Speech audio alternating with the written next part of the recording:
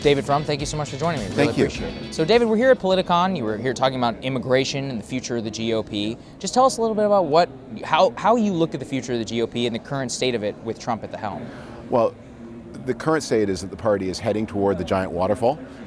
At the moment, I think most people in the boat are unaware of the sound of the waterfall, but a few can hear it. But it is ominous. What does that look like, David? It looks like the Republican Party probably losing the popular vote in the presidential election by close to 4 million votes. It looks like losing Michigan, failing to win Minnesota, probably losing North Carolina. It looks like possible losses of a couple of governorships and maybe a majority in the Senate. And why do you think that is? Do you owe it to Trump the man, or is it the policies? Where is it that in your view, that things have gone wrong? 2020 would not normally be a change election. If you ask Americans about their personal finances, about their health coverage, they give answers that are reminiscent of the late 1990s. In most ways, most Americans are reasonably satisfied with the way things are right now. But President Trump is massively unpopular. This is the thing that Republicans cannot process. They keep looking at that map of all the tumbleweeds and cows he won in 2016 and think that by winning a lot of landmass you're popular, but he's not. He never has been. He's been in the 40 to 43% range. And unlike other presidents who have been in that range, he faces not a soft opposition, but a hard opposition. That the 55% who oppose him are implacably opposed. He cannot make any inroads. So unless they can really rig the vote and stop lots of minorities and young people from voting, they're heading to probably a 1988-style defeat. And so the way you look at it, and what's interesting here, is that the Trump policies are much that you actually championed in the beginning, and yet you have been a singular opponent of this man really from the very beginning. Well, thank you for saying that. And how do you square that, though? Well, during the 2016 campaign, actually someone close to the Trump campaign said exactly this question. Said, here's this guy, he's talking about immigration, he's talking about healthcare, he's talking about middle-class wages, he's talking about drug addiction, all the things you've been talking about for a decade. Why aren't you supporting him? The reason I talked about those things was because I saw Donald Trump coming and wanted to stop him. This is what I was afraid of, that these issues, if not attended to, would bring to power an anti-democratic demagogue. Donald Trump is not doing anything about opioids. He is not doing anything about health care. He's not supporting the middle class. He happened to coincide with a period of strong employment growth. That's not his doing. And even on immigration, that he has not produced any laws, he's only doing executive actions, and he's doing them in such a brutal way that he's actually destroying the consensus in favor of immigration enforcement. So in your view, it's the bad messenger which will kill the policy for a generation? How are you thinking about this? In my way of thinking, that what Donald Trump is about is corroding democratic institutions.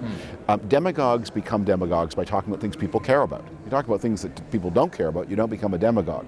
But the signature of the demagogue is that he does not have answers. It's not like we have this devilish choice where you have this terrible human being, but he is reducing fatalities from opioids, that he is enforcing the borders. He's not doing those things. He's talking about those things to inflame a base. But all those problems are as bad as ever. And meanwhile, our democratic institutions are much sicker. But part of the reason that this is even happening, right, David, is that so many of these Republicans never fought for a single one of these things. And will they do it in the future? That's the real question. You are so right, and that's a hard question. What I keep hoping is that the Republican Party will learn from painful events. That it would have learned from what happened in 2008. It would have learned from 2012. And it's a party that finds it difficult to learn. It's in the grip of ideas, and this may be because the donors and even many of the members are so old. It's in the grip of ideas from the 70s and 80s that worked then, and it's trying to apply old ideas to a new world. It's a little bit like when I started in politics, Democrats kept talking about Franklin Delano Roosevelt. I said, it's 1982.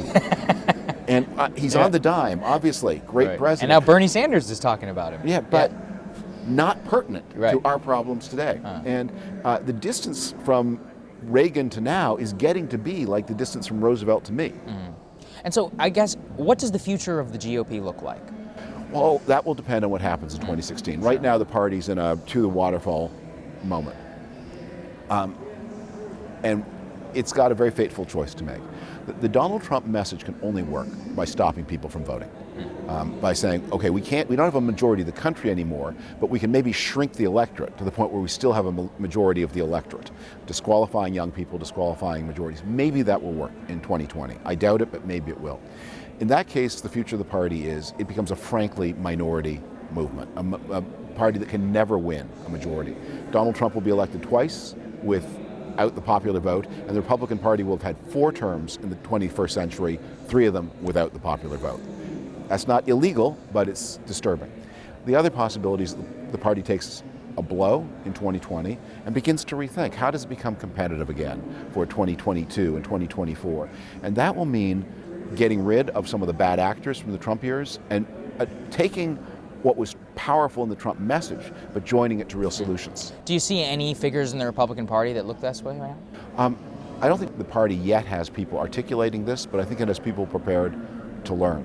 And what politicians should be good at is learning from negative experience. So far that hasn't been the case. I'm hopeful it'll change. I think part of the pressure is also from the donor class in particular. Yeah. I mean, you've interacted with some of these people. Have they seen the effect of the Trump message, or do they kind of look at it as this amorphous phenomenon? Yeah, I think that there are donors who like Trump. There are many more who don't, but who like what he's done for them. Right. That the Trump years have been good for the donors in the Republican Party. And they will wait until they find out whether that gamble was good or not. If we're in a period a few years from now where the price of Trump was Elizabeth Warren's wealth tax, then a lot of donors will think maybe that wasn't such a good bet. Right, so final question for you, David. Would you vote for a Democrat over Trump in 2020? Oh yeah, that's an easy question.